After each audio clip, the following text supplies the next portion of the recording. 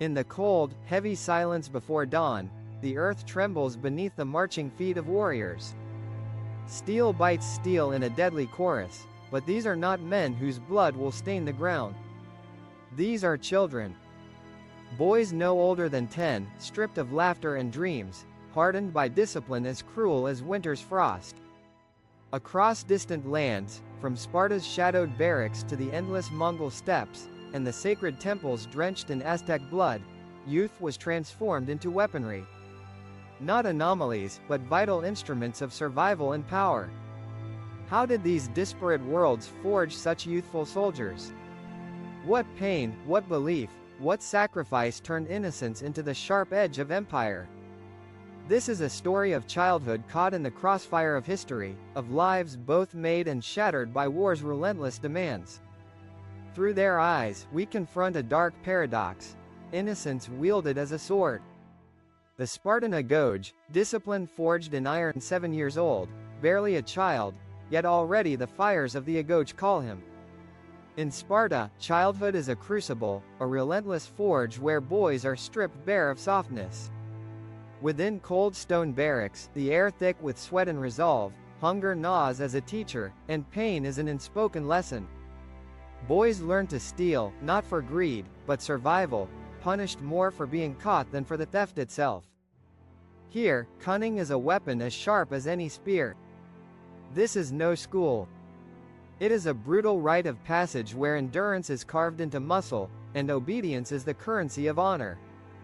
The Agoge demands the sacrifice of self for the polis, forging warriors who will endure hardship without complaint, kill without hesitation. Yet beneath this iron discipline, one wonders, does the boy lose his humanity, or does he find a fierce belonging in this unyielding brotherhood? Mongol childhood, riding the winds of the steppe far to the east, where the sky stretches wide and the wind carries the scent of grass and dust, Mongol children mount horses before they can walk. From 3 years old, they learn to move with the wild rhythm of the steppe. This is no formal training ground, it is a world of survival, of riding fast enough to outrun death. Archery and hunting weave through their days like the wind itself, shaping reflexes as sharp as arrows.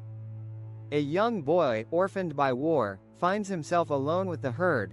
Survival becomes his only teacher. He grows swift and ruthless, a shadow among the endless plains, a fragment of the vast Mongol horde. Is this nomadic life gentler than Sparta's harsh Agoge? Or is it a different kind of unforgiving, where independence is survival, and childhood is the prelude to war?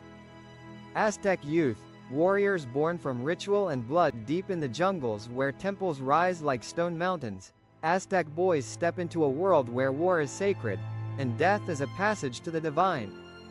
At 15, they enter the Telpakeli, the house of youth, where every lesson is steeped in ritual. Dance and poetry mingle with the clang of weapons and the chanting of priests. Here, bravery is measured by the number of captives taken alive, destined for sacrifice on altars beneath the burning sun. One warrior, Zilikatzin, would carry this childhood flame into battle against the Spanish, his courage etched in legend. In this culture, violence and faith are intertwined. War is the cosmic battle between order and chaos, and every child warrior is a chosen defender of the gods. What does it mean to grow up where the divine demands blood? Governance and control, the state's role in child soldier training. In Sparta, the state is an unyielding master. The Agoge is a decree, binding all citizen boys to a life of discipline. Families raise their own, teaching skills passed down through generations, a communal, kinship-driven forging of warriors. The state's hand is lighter but no less vital. In Aztec city-states, the ruler's power is both spiritual and martial. The training of youth is a sacred duty, blending politics with priesthood. Ideology and religion shape every child soldier, binding them to a divine cause. Each model reveals how governance molds not only how children fight, but why they fight, as citizens, clansmen, or chosen of the gods. Where does the individual end and the state begin in these young warriors' lives? Warfare philosophy, honor, survival, and ritual. For the Spartans, war is honor's ultimate test. Death on the battlefield is a crown of glory, the polis's survival more precious than any single life. Child soldiers are taught to embrace sacrifice, to place community above self. The Mongols prize agility and cunning. Survival is not ritual but instinct. Their children learn that the sharpest weapon is quickness of mind and body, that war is a dance of strategy and speed. The Aztecs see war as a cosmic necessity, a sacred drama in which death is a passage to eternal life. Their child warriors internalize a vision where battle is a holy rite, sacrifice a gateway to the divine. These philosophies shape not just how wars are fought, but how children understand their place within them. Are these ancient views early whispers of the eternal tension between the ethics of war and the innocence of youth? Daily life in childhood, between play and preparation for war. Even amid the harshest drills, childhood flickers with moments of laughter and play. Spartan boys spar and jest, finding brotherhood in contests that test courage and wit. Mongol children race horses and play hunting games, their joy inseparable from the skills of survival. Aztec youths learn ritual dances and songs, weaving celebration and solemnity into their warrior's path. These glimpses of childhood remind us, even in worlds of iron and blood, innocence was never wholly lost, but transformed, shaped into rites of passage through which boys became warriors. How did these cultures hold on to childhood's light while preparing their children for the darkness of war?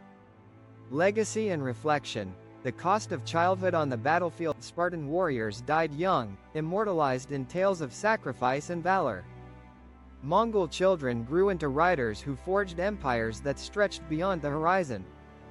Aztec youths fought fiercely until their world was shattered by conquest.